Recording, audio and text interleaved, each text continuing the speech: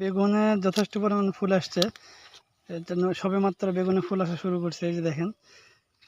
আর আপনারা জানেন যে বেগুনে কিন্তু যথেষ্ট পরিমাণে পোকা থাকে, তো আপনারা অবশ্যই সঠিকভাবে পরিমিত মাত্রায় ওষুধ দেবেন। আর এই যে দেখেন, বেগুনে আর একটা সমস্যা হয় কি, পাখি খাওয়া।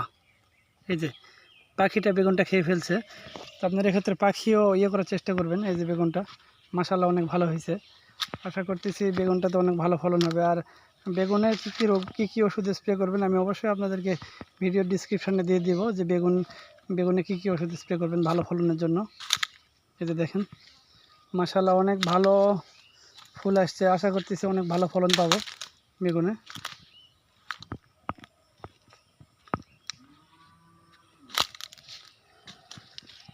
শাকসবজি আসলে আমাদের এলাকাতে অনেক, মোটামুটি আমাদের বগুড়া, জয়পুরহাট, নওগাঁ এগুলোতে প্রচুর পরিমাণে সবজি চাষ হয়। তো আপনাদের যদি কোনো ধরনের কোনো সহযোগিতা হলে অবশ্যই বলে। যে দেখেন কত সুন্দর বেগুন হয়েছে, দেখেন এটা গোল জাতের বেগুন। তো এখানে সমস্যা হচ্ছে যে পাখি খাওয়া, বুলবুলি পাখি যেটা আছে সেই পাখিগুলো বেগুনটা নষ্ট করে, আর পোকার থেকে পাখি নষ্ট করতেছে এখন বেগুনটা বেশি। এই যে কত সুন্দর হয়েছে বেগুন।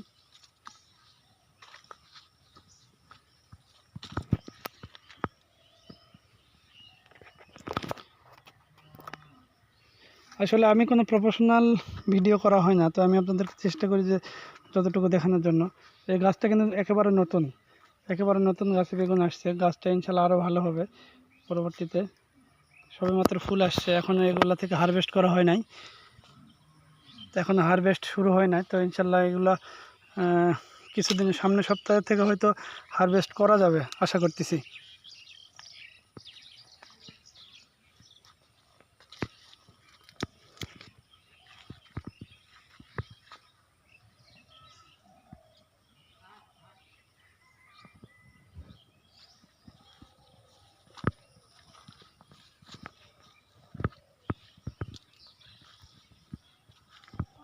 এখানে বেগুন ধরছে, বেগুনের পোকাটাই হলো বেশি ইম্পর্ট্যান্ট। যে গুরুত্বপূর্ণ যে বিষয়টা হচ্ছে বেগুন চাষে পোকা।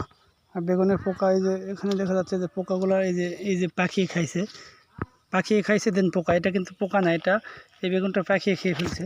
তো এই জমিতে ম্যাক্সিমাম দেখা যাচ্ছে পাখি খেয়ে ফেলা, অনেক পাখি খেয়ে ফেলছে। তো পাখি তাড়ানোর জন্য যে বিষয়টা আপনারা পাখি তাড়ানোর অনেক পদ্ধতি আছে, তো সেগুলো আপনারা ব্যবহার করতে পারেন। এই যে